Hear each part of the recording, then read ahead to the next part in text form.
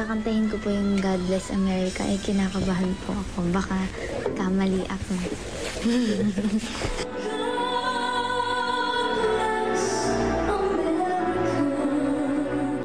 Proud po ako nakakantahin ko to kasi syempre Filipino ko, tapos kakantahin ko po yung second national anthem nila.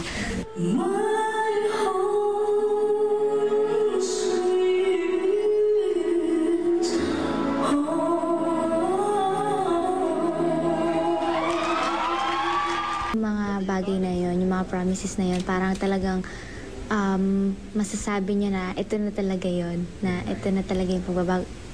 Kumbaga talagang galing sa puso niya. Gusto ko po sa kanya yung pag nagsasabi siya yung totoo talaga sa kanya.